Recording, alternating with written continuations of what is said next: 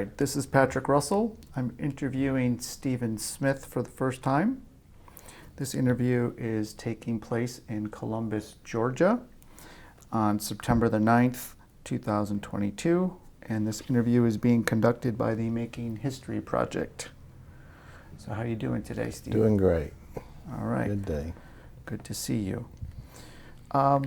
Let's start off by, let me ask you, when were you born? I was born June 12th, 1949. And where were you born? In a little town in Hickory, North Carolina, in the western part of the state. All right. And tell me a little bit about your hometown when you were growing up. What was it like? It's a laid-back country town. We lived outside the city limits on a small farm. My dad worked textiles, and we had an orchard, apple orchard, and we worked that plus gardens and that. But the apple orchard was the main thing for my dad. And when you say a small town, what's the population there? Hickory at that time was probably about 20,000 people. Okay. In the community. Fairly small. And what's Hickory best known for? One time it was textiles, and later the main thing was furniture production, upholstery, mainly in that area, upholstered furniture. All right. And how big was your family? My mom, dad, I had two older brothers. I was the youngest of three. 8 years between each one of us, so we were spread out. Nice. And in terms of school, did you go to high school? Yes, I went to a small high school for the county there. We graduated about 120 some people on our graduation. All right. And any sports that you participated in? I did not play sports. I was kind of small frame, so didn't fit the criteria for the major sports. Okay. What about hobbies growing up as a kid? Fishing, hunting, being in the country setting that we had, that was probably the most things that we done. Okay. And when did you join the military? Was out of high school. The draft was going on pretty heavy for us. When I graduated at 18, and then when I turned 19 in that summer, I was called to be examined by the draft board. So I went, and I came back, and I knew I was going to have to go sooner or later. So I went down to the draft board and checked my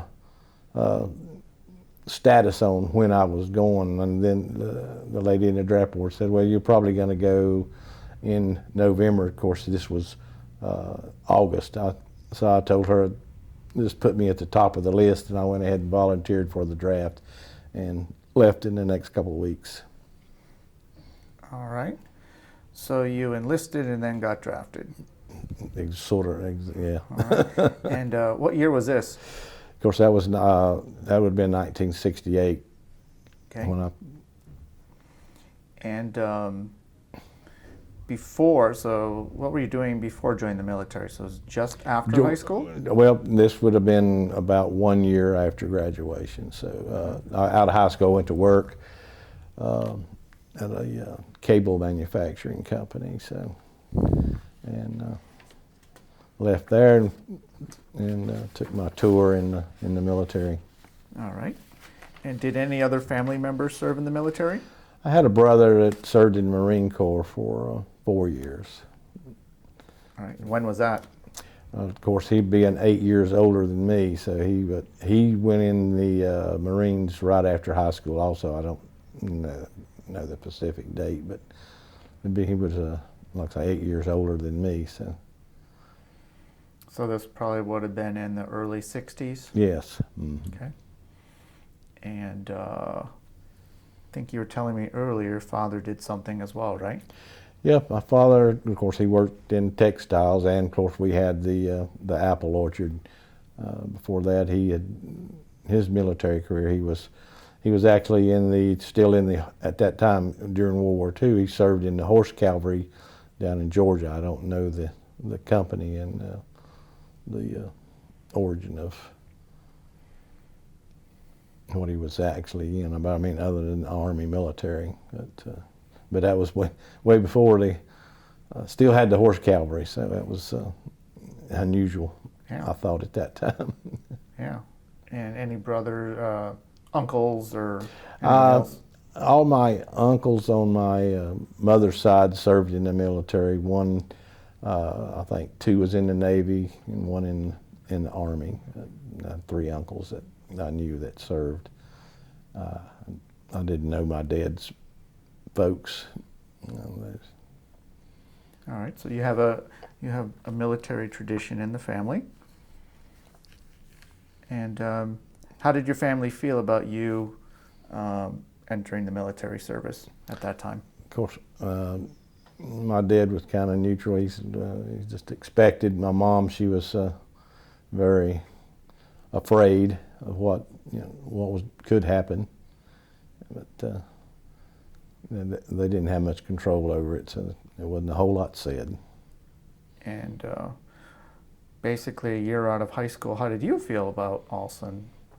Well, into I the just military? felt it was, I knew the friends before me were going, and actually people I graduated with was going before me. So I was kind of late compared to some of the others, but we all went. I think in my high school class, over half the male graduates was served in the military. Okay. And what branch of service did you serve in? I was in the Army. All right. And what was your MOS in the military? After basic, sent to advanced infantry training, which became 11 Bravo, which is infantry. Okay. And what equipment or weapons were you qualified to use? Of course, at AIT, we transferred from the M14 to the M16, and then we performed with the 45 caliber handgun and the law. We also the M79 law or M72 law, and the M79 grenade launcher, the M60 machine gun, pretty much all the standard things you needed to know. And ultimately, what unit did you end up joining? Okay, after AIT, we got our assignment, and I was going to be transferred to the 82nd Airborne in Vietnam. All right. And what were your dates of service in the Army? I entered the Army in August of '68 and served my 2 years, which would have been August of '70, and left the active Army after leaving Fort Hood, Texas, and re-entered the active Army Reserve a couple of months later and served 8 more years in the active Army Reserve.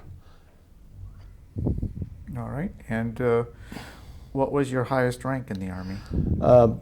Joining this active Army Reserve, it was a training division, and one of the requirements, you had to become a drill sergeant, drill instructor. So I went to Fort Jackson and took the training to be a drill sergeant, and with that I got the rank moved up to sergeant first class after a period of, well, you got one rank for going to the school, and then later became sergeant first class as time and grade required.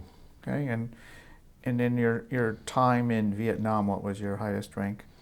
I went over as a PFC, and was not a very long time, which I had to take over the reins of being the squad leader, which became Spec 4, and the duties became harder or more intense, and being with the time and knowledge that I was transferred or moved with a field grade of sergeant. Okay. And where was basic training for you? I had my basic training at Fort Bragg, so I was familiar with the 82nd, Right. doing that tour. So. And how was it? Describe it for me. It was hard, but I managed to do okay and no problems. So it was an awakening from a small country boy to learning all the disciplines and things required to become a soldier. And then where was jump school? I did not get to go to jump school. I was sent from there to Fort Polk, Louisiana for advanced infantry training. And then when I was assigned to the 82nd, they said, you will get your jump training at a later point. Unfortunately, that never got to happen. Okay. And which I regret, but I thought I would come back from Vietnam with 82nd and get that training, but I was transferred to a unit in Texas, 1st Armored Division. Okay. All right. And so then you ultimately deployed overseas, right? Sir? You eventually deployed overseas. Oh yeah. All right. Yes. So you went to Vietnam, and do you recall when that was? I went over January, first week of January of 1969, and going to Vietnam, we landed in Tan Son Nhut, and we were transferred to a training facility for about 2 weeks, in-country training, which was probably the roughest training I think I've ever had. And then after those 2 weeks, put on a helicopter and flew out the field to join the company. And why was that training in the country so hard? Like, what was going on? I think they was just trying to show the reality of what we were getting ready to get into, and it was the hardest 2 weeks of my life, I think. And it was very, very severe training. Tell me a little bit about it, because I guess it's in a different place. So what did they show you to do there? Oh, well, we went there, and they were very intense. A lot of training about booby traps, and lots of practical training. They would put you in the situations where you were finding out what a booby trap was real quick, and what to look for, and that was in the heat. Of course, the heat, you're going from a winter setting in North Carolina to getting off the plane and hit 100+ degrees and humidity, that too, and just the heat and the smell was the first things you noticed when you got to Vietnam. Was just those particular things, and the training. They taught you well in those 2 weeks. You learned more in those 2 weeks than you did 8 weeks of AIT. Describe the smell. The first thing you get off is just, I think everybody knows that, it's just the stench. I don't know, the smells was just horrendous, and the heat to go with it. And I mean, I was not, other people, as soon as you get off the plane, it would make you sick, throwing up. I mean, it was, and get off the plane, and the first thing they do is telling you to run to this bunker, and so you're running, and you don't know what's going on. But I think the intensity of that moment, but the smell you just never forget. Anything that what's the closest smell you can think of that would describe Vietnam? Just garbage, trash, smell, it's just terrible. All right, so after that 2 weeks of training, then you were helicoptered out, and where'd you go then? I do not know the province name, but we got on the chopper out of Tan Son Nhut and flown out to the west of Saigon into the rice paddies. The chopper lands and you get off and the chopper takes off, and I can remember it was three new recruits on the chopper. We landed, and of course all we had was a rifle and very little else. And the platoon sergeant walks up and gets your name and of course a little bit of paperwork that he had just get in his hands, and then you're acquainted with the platoon. And the platoon size element is all I seen on the very beginning. So you're looking, I'm in with assigned to a third platoon, and there's only about 20-some guys. There's nobody else around, just these 21 guys out in these rice paddies. And where was your base? The base, the headquarters was at the end of Tan Son Nhut Air Base. Our nearest base, I think, was Firebase Hardcore, and it was a fire base for fire support missions. But they rotated the companies in and out of there for a day of stand down or 2 days, and that was the nearest base that I knew of. I hadn't seen it yet at that time. The only thing I seen was just the platoon that I was assigned to. All right, so you find your platoon, you're in the middle of a rice paddy. Where do you set up? Okay, there's kind of a grassy area aside. The first thing to do is everybody starts, the three new guys is getting equipped. And of course, you're handed a 200 round can of machine gun ammo you got to carry, and they give you the grenades you're going to have to carry. They give you the trip flares you're going to have to carry, and then another guy comes over and says, "You're okay. You're going to carry the claymore." Another guy comes up and says, "Okay, you're going to carry this law," and then you pack up your own ammo, and then you start packing about 5 quarts of water, and then about 3 days of sea rations. So it gets pretty heavy in a little bit. New guys always get more to carry. Mm-hmm. And how long were you supposed to be out in that rice paddy? Okay, I did not know at the time. You know, I'm being the beginners. I did not know what was going to happen. So the very first night you get there, we're going on ambush patrol. So the 21 becomes 7. So now I'm in a particular squad of 7. So when it gets dark, the 3 7s go in 3 different directions. I have no idea what's going on, but it didn't take long to learn. So the platoon sergeant, or squad sergeant that I had, they said, "Okay, this is our patrol. We're going out on ambush patrol, and we'll be out here, all night."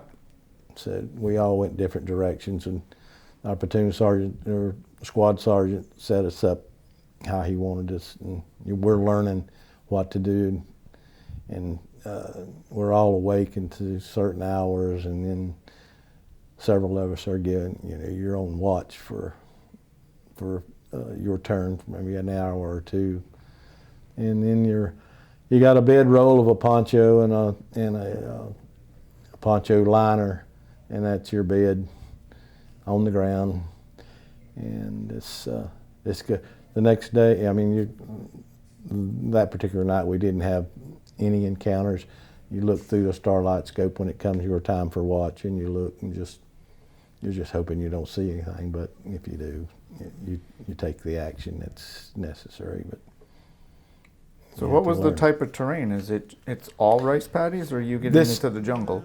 At this time, it was mostly rice paddies. There would be tree lines and some jungle, but we would set up these ambushes outside of these tree lines, watching for enemy movement. There would be villages within a certain distance that we were supposed to be watching to see if any elements was moving toward the villages or just trying to move toward Saigon. And we were also called the Rocket Belt, which this was the max distance, which was about 10 clicks from Tan Son Nhut runway. We were called a Rocket Belt, and our job was to look for the rockets that the NVA could fire, or the Viet Cong could fire and hit Tan Son Nhut or Saigon. It was their max distance. So our job was to try to prevent these rocket launch sites and VC from sneaking into these villages or into Saigon, outside of Saigon. The rockets were against air power? No, it was to hit the base, Tan Son Nhut airstrip or Saigon. They were very indiscriminate who they were firing at, as long as they could get that rocket into some military area that would do damage. All right. And how did you feel that first night where you said you didn't know what you were doing? All of a sudden you split off into 7, it's pitch dark. Yep, very. What was that like?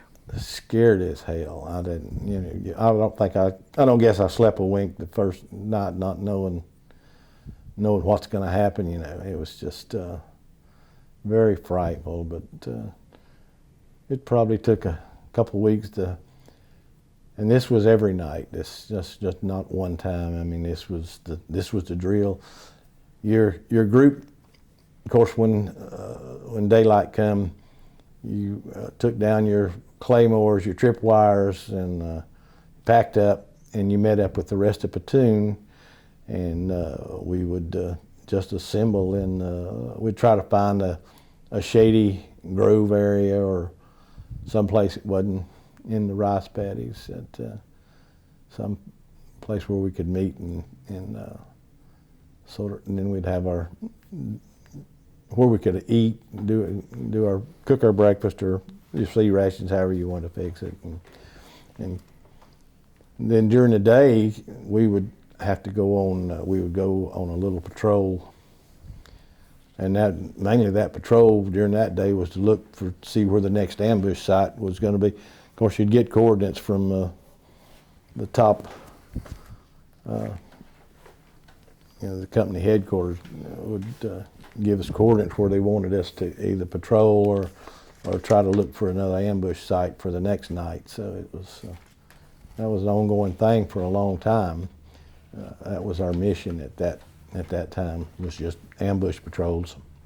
And how long were you out on ambush patrols at any given time? During the dry season, we would stay out as much as 20, 30 days. Yep. And of course, you'd only see your platoon during the day, and at night we'd still take the three squads, and that was night after night, and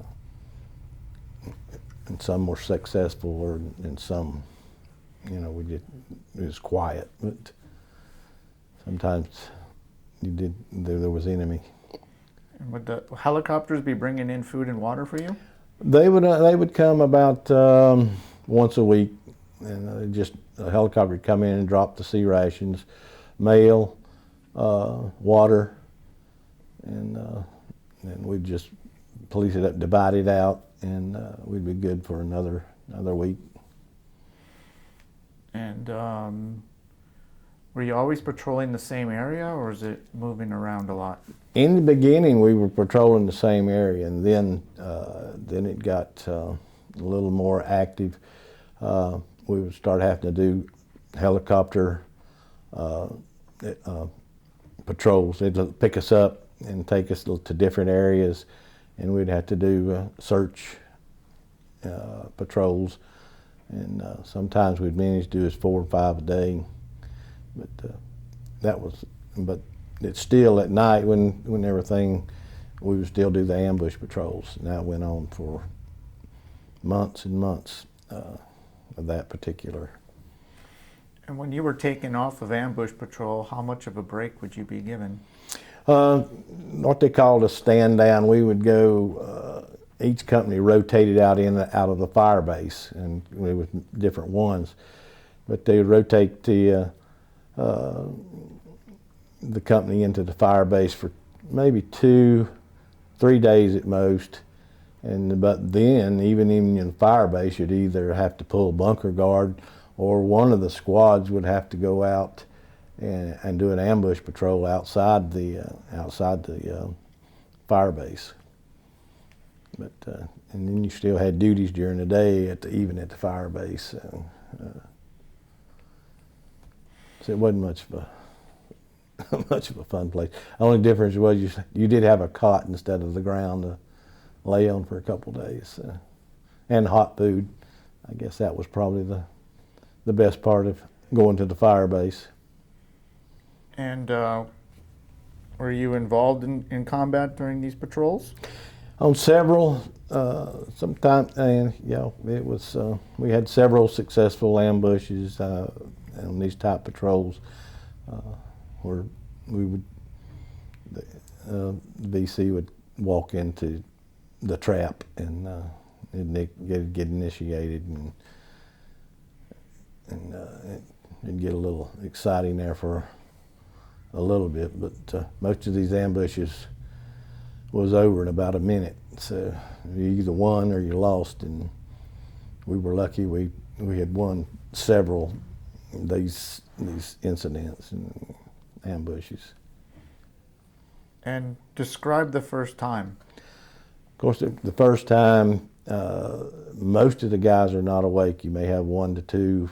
It seems like it's always late in the night, and you'd wake up to a hail of gunfire, and you look for what's going on when you come out of that sleep, or if you was already awake, you could initiate the ambush, depending on that. And you looked up and seen where the tracers was going, and you just join in the fire until everything either quietens down or it's over.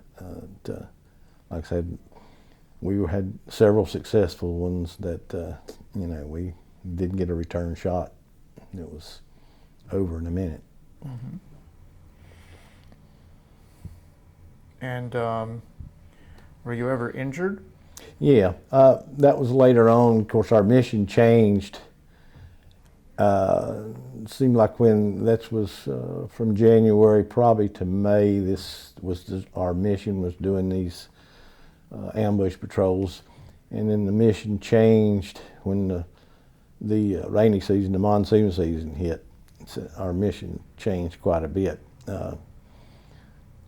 Later on, we've still done this in the rainy season, but you probably rotated in and out the fire bases more often. Staying out 30 days, you may stay out 10, 15 days, because you had to go in and dry out and take care of all this dampness and water in your feet. It was hard to keep straight. But the rainy season was tough. It rained every day, not continuous, but it would rain in the morning. It would rain at lunch. It would rain in the afternoon, and of course, when you got to go out on your patrol, it's going to rain again. So it was a miserable time. Unless you like rain. Unless a poncho and a poncho liner ain't much protection. And so when you're not on patrol, so during the day, I guess, what are you doing? Well, when we were doing the ambush patrol, our object was to we kind of stayed hid during the day. We would just find a place in the bamboo or the jungle thicket, and we would set up, and it was pretty lazy. But you had to take a patrol out during that day, sometime during the day, just make sure and look for the enemy and prepare for that night, really. You take that patrol out and you kind of gazing at where you want to go that night, but you got to, the moves has got to be We usually move twice before we completely set up at night. We'd move right at dark and make sure it was dark when we stopped, and we may stop for 30 minutes and just sit there and wait for more darkness, and we'd take a second move to make sure we weren't seen by the enemy. So it was a game of cat and mouse, but we were lucky. Did you ever get surprised, like during the day, where the enemy would find you? During that particular time, no, but when they made the change, when they moved us from our area where we were working, we moved closer to the Cambodian border.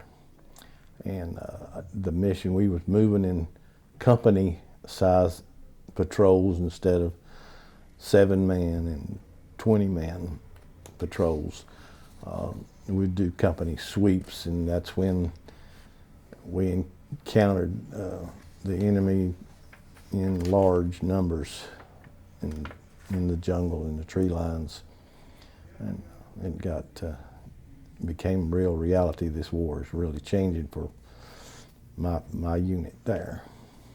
So would this have been during your second year of your deployment? No, this was within months of, in probably the 7th month, the missions really changed and moved to, we deployed as a company sweeps and company moves, maybe even battalion moves. Of course, you only see the company you're with. We were having to dig in at night instead of doing the ambush patrol. We were digging in NDPs. I just want to turn it off. I didn't know it's.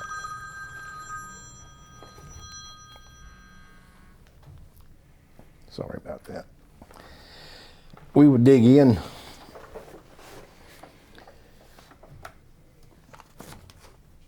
We'd have to dig in company-sized NDPs, which we were being mortared at night on these company-sized night defensive perimeters.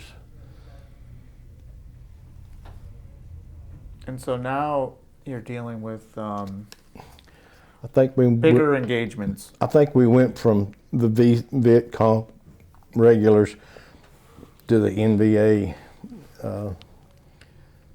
full-size regiments was in this area, and it got very intense. Started taking casualties. We would try to, during the day we'd get mortared, and then if we'd set up at company NDPs at night, we were mortared. You had to be ready. We were having to dig foxholes and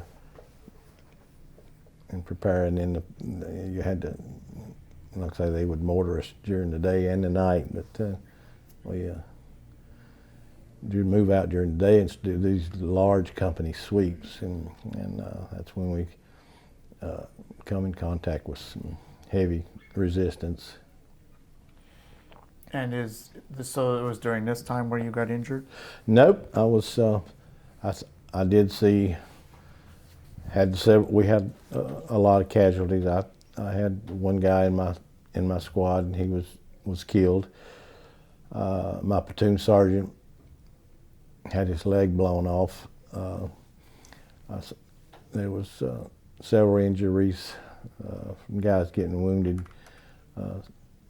Some from the booby traps, and our sister platoon, they took casualties. Their second lieutenant was hit in the face, and like I said, my platoon sergeant lost his leg, and we lost another guy. I think it was from a sister platoon. I was stopped to rest on a dike, and the gentleman or the soldier was walking toward me, and he probably got within 20 foot of me, and he stepped on a tank mine, and he's no longer with us.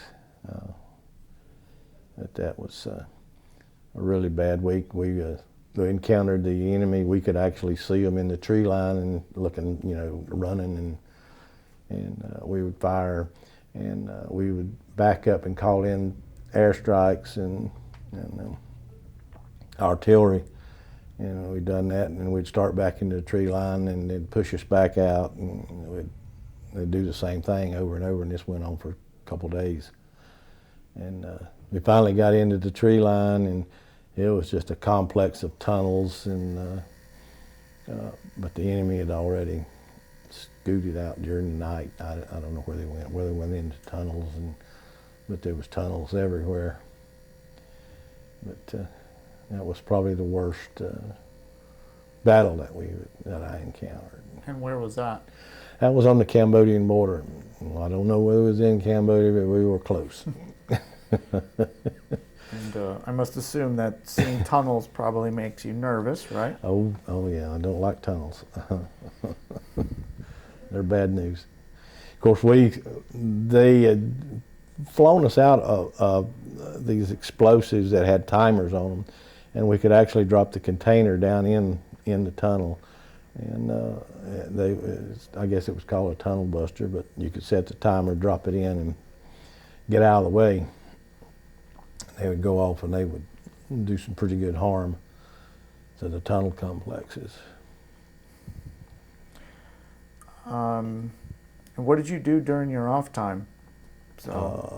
That particular time, there was no off time. There was patrol all day and try to stay alive at night. And, it was just. So it was constant. That was always constant. You know, you're always on the move in that particular conflict that we done over there, and that was. How long did that go on for? We was over there for several weeks, and moving from spot to spot, and moved every day, every night. And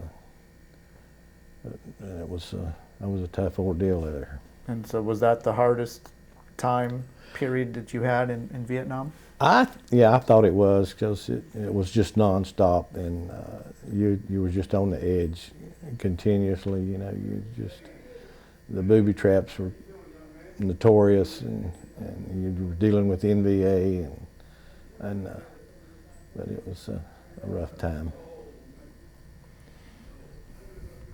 Were you able to communicate with your family while you were deployed? I think 2 times, other than letters. During the early part, we were able to. They'd take a handful back to Tonsanut from out of the field, and you was able to, get a bath, make a phone call. I think they even took us down to the USO in Saigon for a half a day or so, and I got to do that, I think, twice. Okay.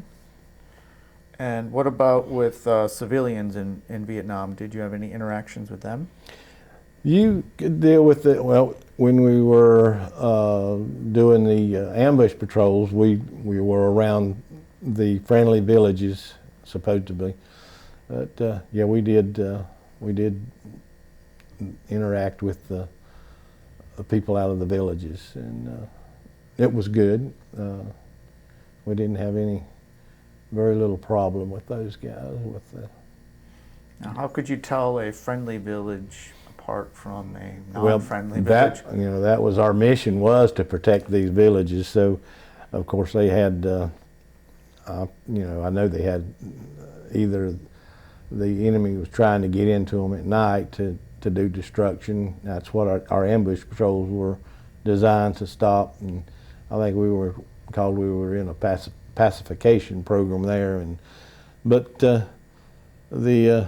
villages, some of them would come out and they'd want to sell you soft drinks, or they'd want to sell you some of their food items, which we did buy to get away from the sea rations. They had some things that we would purchase just to get a change. And so, were you in the South at this point? I was always in the South. I was the 82nd had already moved south before I got there, which was in January of '69. So we were always in the South. So in your particular area, did you have to worry about those villages ever going bad, so to speak? Not the ones that was in west of Saigon. I mean, there was always enemy going in, either, I don't know what, trying to either get in or around the village. They were very sparse. You know, lots of jungle between, a lot to cover. But patrolling for the rockets and the guys, the ones trying to sneak in and out of the villages, we were trying to prevent. But you know that once we left the border, the 9th Infantry had started their movement from Vietnam in that latter part of '69. So the 82nd was assigned the 9th Infantry, part of their area. So they took my company. We went down into the Delta. So down there, we started to work with the what they call the Brown Water Navy, which was the Navy had the river boats. So down there, they would take platoon-sized elements up the river, and we'd go up the rivers in the Delta, and they'd take us up and drop us off for about 3 days. And in that Delta, the water, of course, the tide would come up and down, so you were always wet. Even if you were trying to pull an ambush patrol, that's what we done up there. We'd patrol during the day, and at night we'd set up ambush patrol again in the 7-man groups. And but you'd be sitting there, and the tide would come in, and you'd have to put your radio or your weapons on an air mattress, and you'd set in water up to your chest, and you're always wet. But in about 3 days is all that you could handle. They'd pull us back to a fire base and dry us out, and we'd do that again. But that mission was short, and so we went back toward the Cambodian border. Later on, they pulled us again, went back up there, and then the same company size mission started again on the company size patrols and searches, and it got a little rough again up there. What did you miss most about home when you were over in Vietnam? I guess my wife. I had been just gotten married before I was deployed. I think we were married about 30-some days, and I shipped out, and she was my high school sweetheart, and of course, I guess that was the worst thing, home cooking. Mm-hmm. What was your proudest moment while in the military? I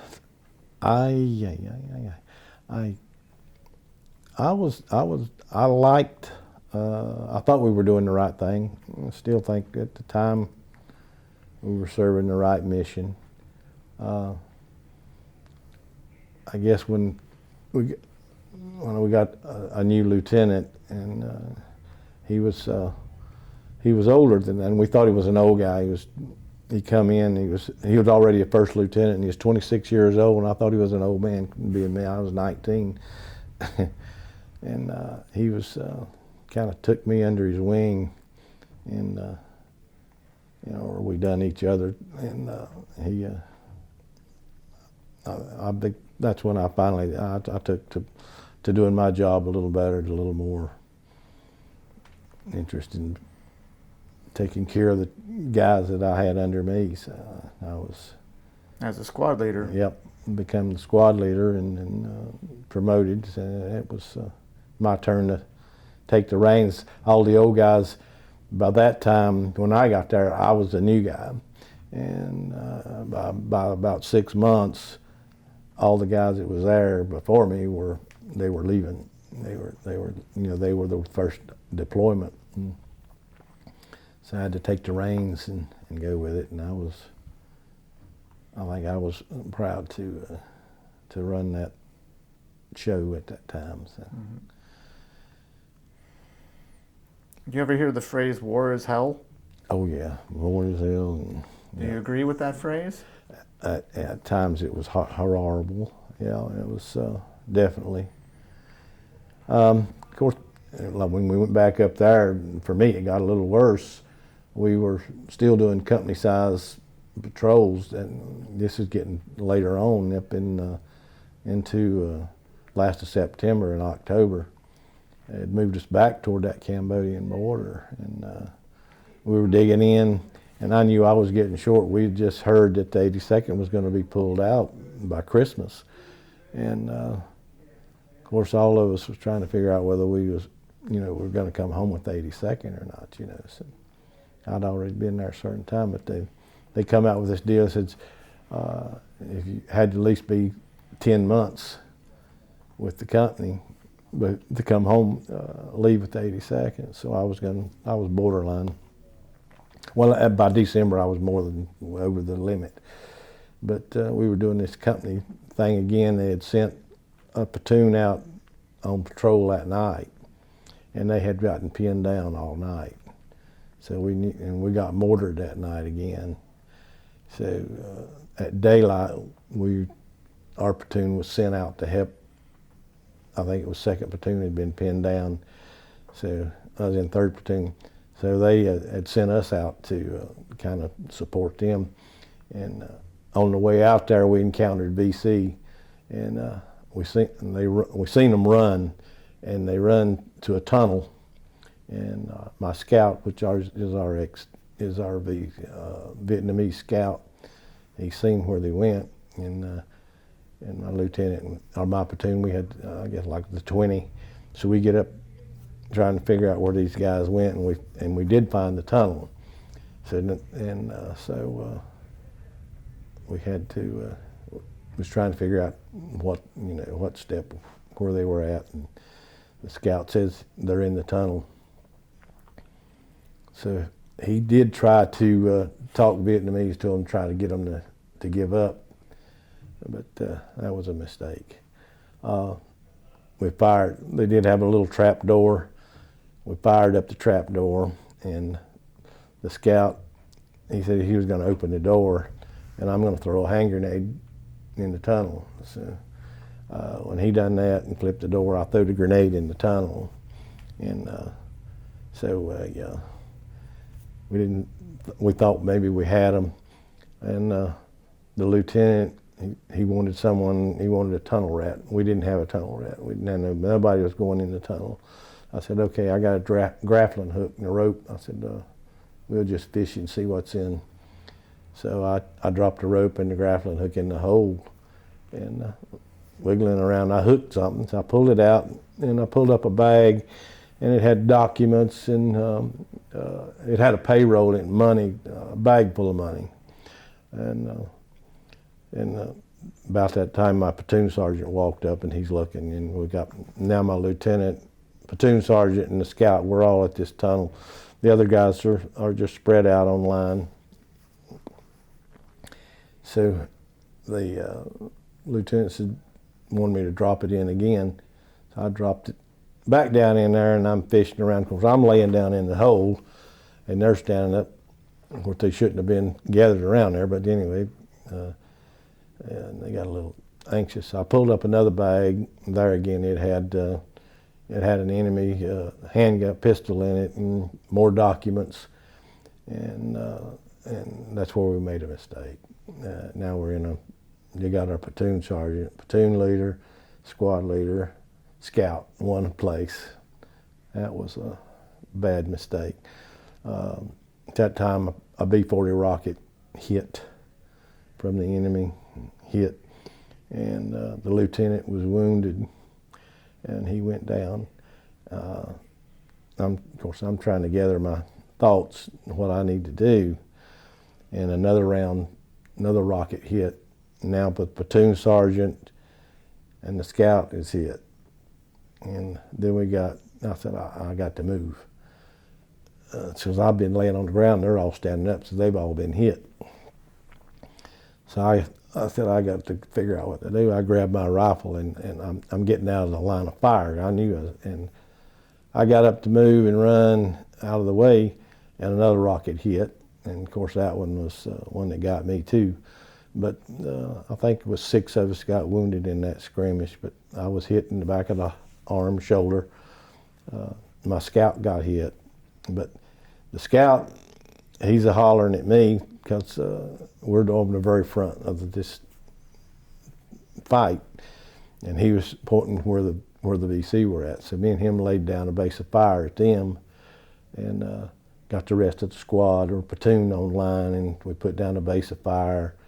And the lieutenant was able to get back on the radio and call in some artillery and eventually get us a gunship in there. But it took us a little while to get it all quietened down. But then the medic was going around patching up everybody that could. So unfortunately, I had to be medevaced out that day. So, but I think 6 of us was wounded. Choppers come in, medevaced us out, so it left the platoon very short, and you only got 20, 21 to start with. And then that evening, they were on patrol trying to go back to get back with the rest of the company. They hit another booby trap, and I think it injured 4 more. So we had a 10 or 12, I don't remember the exact count, was from a 20-man platoon was injured in one day. So that was probably the worst day of my life there. What specifically did you witness or experience that made war hell for you? Well, that particular day, I think the worst thing was one of my own squad had hit a booby trap when we was over there at the border, Cambodian border. And I had to pick him up and put him on the chopper. But he was still alive, but he had only been there about 30 days, and then we got the news that he didn't make it, and of course it's like a book, you know. You got more than one bad thing. I mean, my platoon sergeant, he got his leg blowed off, you know. We had just went through a village searching it, and there were no males, and we'd went on the other side through the village, and then I saw the guy step on the tank mine. I mean, 20 foot from me, and I mean, there's nothing left, and that will never go away, never. I mean, it just ain't gonna go away.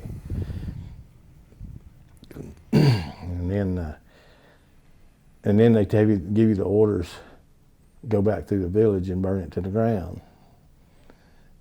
Kill all the livestock, and you just had one guy killed, and one had his leg blowed off, and another one shrapnel in the stomach, and you ain't got time to process it, and you're going back like nothing ever happened, and you're just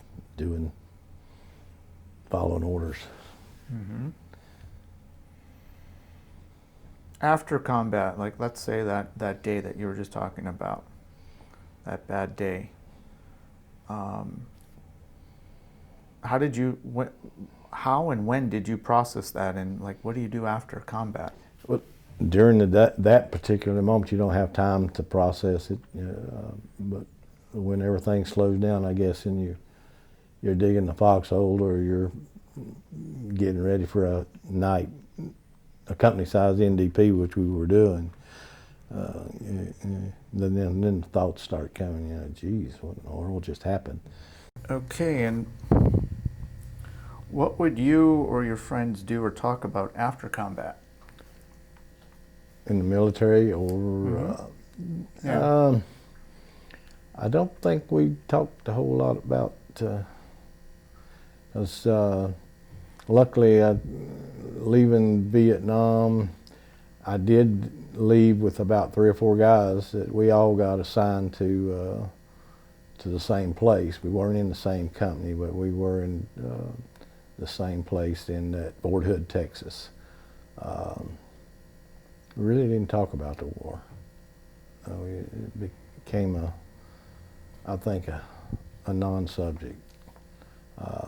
We had been assigned leaving the jungles, and we got sent to Fort Hood, Texas, and all of us were put in an armor unit, which none of us had any knowledge of armor, but we had to learn. And Vietnam was with a whole group of Vietnam returnees, and there really wasn't a lot of talk about it.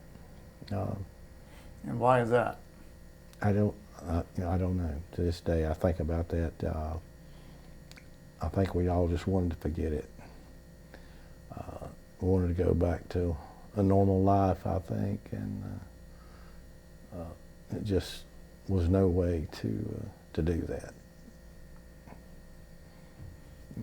I think it just became a non-subject, especially it did with the military guys that came back, and because we just didn't. I don't know. What would be your most interesting or memorable story from the war? Oh, I don't know. It's kind of like a book. Many pages to this thing. It's like when I was going through PTSD recovery, and the psychologist says, he wanted me to tell me about the worst thing. I said, Doc, there ain't no worst thing.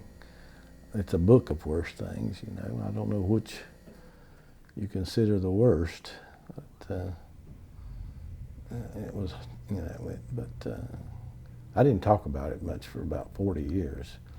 And I went through I was late in getting into this PTSD recovery group, and the psychologist was pretty good, and done the group thing, but you still, even in the group, they wouldn't allow us to talk about bad events that happened in Vietnam. So we still didn't get to me, we didn't get to decompress like I think it was later on before I started talking about it. And it's just recently, and well, within the last 10 years, I just would even discuss it. So, does talking about it help decompress? I think it does, because before I couldn't talk about it. I mean, I'd shake like a leaf and nervous, but I do better now, because you get with people they know the story, they know their stories, and they're all similar or related, and like coming to this group here, you know, we all seen basically the same things, and the good, the bad, and the ugly. There was funny times, but you know, the memories they're there. But it's, you know, it's just not one memorable thing. It's to me, and of course other people might, you know, it's just like a book. I don't know. You turn the page and then there's another story. In terms of the things that you would see, whether you getting hurt or your friends getting hurt, did you ever get used to it? Become numb to it? I don't. Yeah, because you didn't have time to do anything else. If you would have had time to sit there and think about it, I think it would have been very hard. I mean, you know, a 19-year-old kid watching a guy get blown to kingdom come is something you ain't never gonna forget. But it's just not good. I don't know how you get over that. I mean, you talk about it. I guess that's the only way you can. That's what the psychologist says. The more you talk about it, but he wouldn't let us talk about it with the group. So I never could understand their philosophy. You could talk to him, but you couldn't talk to the rest of the guys. But you know, I don't know. Do you think that's something that would be helpful to talk to the other guys about it? I have. I mean, you know, like I say, I didn't tell any of these things that happened probably until less than 10 years ago. So it's a 40-year non-talk about, and but I didn't realize there was some help out there. But I think it's good to talk about it, because I don't. You got one part of you says, I don't want to remember this stuff, and this other part says, you ain't never going to forget about it. So You might as well talk about it. Mm-hmm. If you don't talk about it, it just goes, it's all yours. It's your memory and not nobody else's. Did your experience from Vietnam impact you when you returned home? Yeah, it did. Of course, everybody says you don't come back the same person. I think I come back,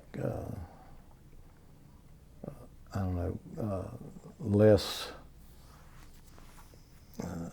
not as talkative, more of a loner. Didn't want to.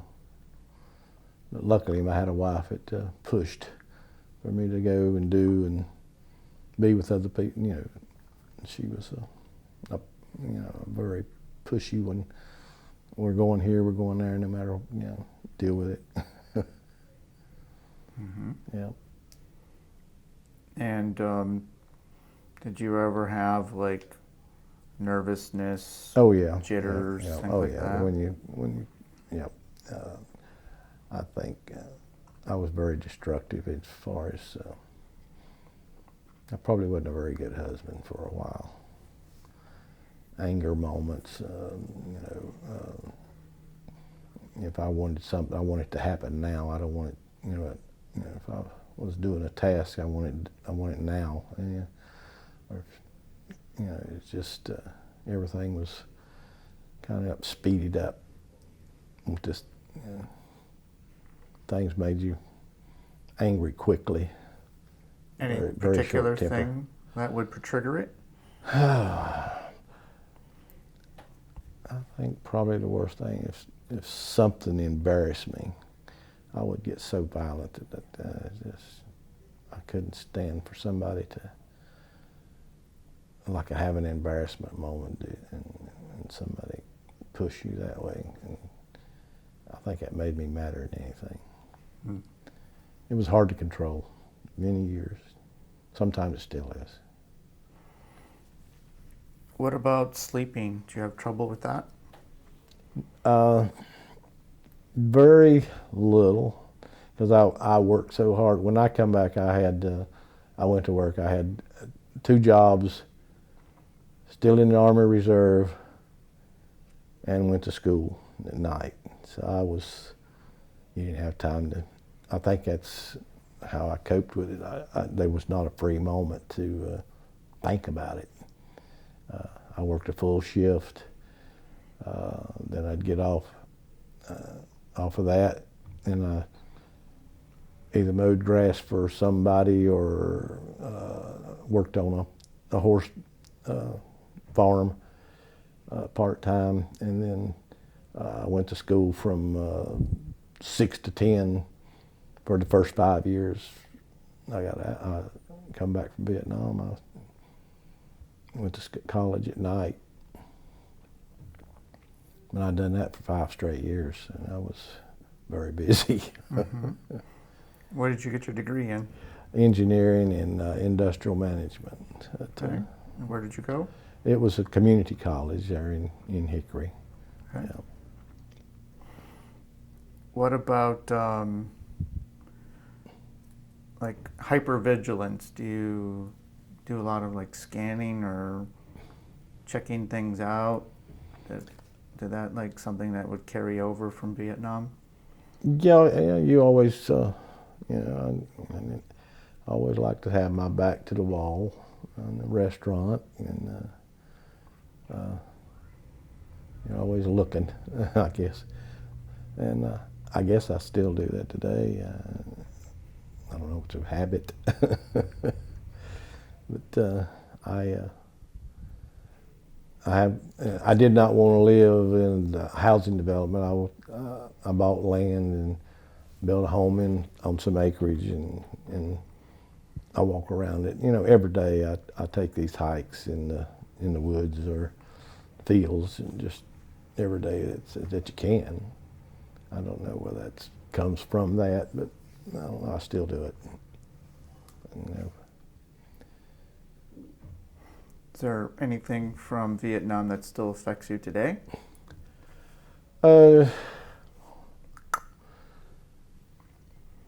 Other than the memories, I wake up. I mean, I don't know whether it's a PTSD thing or not, but I sleep pretty good. But sometimes I wake up, and you get that particular thought in your mind or that particular incident, and I think I sit there and second guess myself. If I'd have done, and if I'd have done something different, maybe that outlook would have come out better or different. But those memories that I'm talked about, and plus there's more, they don't ever go away. I mean, I don't know where they come from. I mean, I wake up in the middle of the night, and it's not a dream. You're not having a nightmare. I just wake up, and I don't know if it's the darkness, because most everything bad happened at night. You're always scared during the night or nervous. I guess I still am. Other than, I still don't like dark. Mm-hmm. How about when you returned home? How was that? How were you welcomed when you came home? Oh, it was incidental.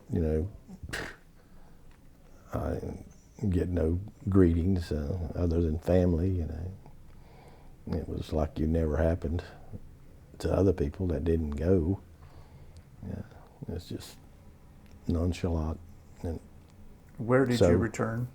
I can actually come back home. Well, other than when I returned from Vietnam, I was stationed in Texas, Fort Hood. But after that, I come back to my home. I actually went back to my old job, which that I'd left, but I left that soon and went to another job and got in school and those things.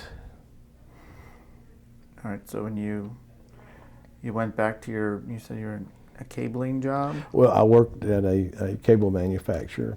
Then you left that. I went to General Electric, which became a welder. They made transformers, so I welded transformer parts. And then I done that about 3 years, and of course that job they decided to move. General Electric decided to move that plant to Mexico. So I was going to school with this guy. He was a job hunter, or I don't know, what I'm talking. He got jobs for people, and he said he had this opening with this company that he thought I'd fit right in. So I applied for that, and it worked out real well. And I've done that. And what was that? What did you do? I was in sales. It was a tool manufacturer that made tools for fastener products. So the tools, shot staples, nails, went in the construction side, furniture. So I got to go in every kind of plant that had stapling, nailing products. So I sold that to them and done that for a lifetime career at different phases. Worked for the manufacturer for years, 8 years, and then they decided to set up distributors. And then I went to work for the distributor doing the same thing, and I'd done that for like 26 years there, and 8 years before that with the manufacturer, and had a falling out with the company, and I went in business with a partner and doing the same thing. We opened up our own company and doing exactly the same thing, but for myself. And I retired after that. Okay. When did you retire? I retired in 2012 at the age of 62, and had never looked back. And what do you do now in your retirement? I have a little bit of land. We traveled for a few years. Then I had my eyesight started going bad, so I'm slowed down from that. But we've done a lot of traveling, hunting, and that type of things. Okay. Have you stayed in contact with anybody from your service in Vietnam? I went for probably 40 plus years before I contacted had contact with anybody in the 82nd. My wife was online and she says this 82nd thing, that people looking for people in the 82nd. So I got on there looking, and I found, or she did, found several of the guys that I was actually in the same squad, in the same platoon. So I started making contact with them, and it was pretty good. I mean, I really liked it. And then I decided I'm going to see them. So one year, it's been, I think, 3 years, maybe 3 or 4 years ago, I got in the art and met one was lived in Wisconsin. I met him. He was one of my platoon sergeants. I went up there and met him for a day, left there and went to Minnesota and met another one for several days. I left there and went to Wyoming and met two in Wyoming for a while, and stayed out there a few days and weeks. And on the way back, I went through Missouri and hooked up with another one. And all these guys are in the same squad or platoon. And later on, I went to Texas and met up with another one. So that was very interesting. So we keep in contact a little bit. One of them's kind of standoffish, but I don't know. He has a rougher time. One just passed away. I've kept in contact with the other ones. Sound like a nice trip. Yep, it was.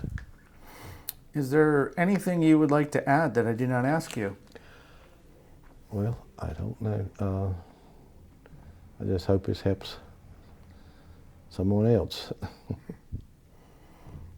How about this? In that line, is there anything you would like to tell future generations? Yeah, don't hold it in.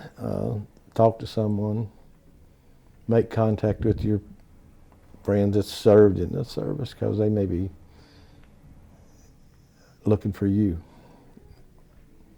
Find them. I wished I'd have done it 30 years ago or more. I mean, I wished I'd have stayed in contact with them, because it's nobody knows their story but them.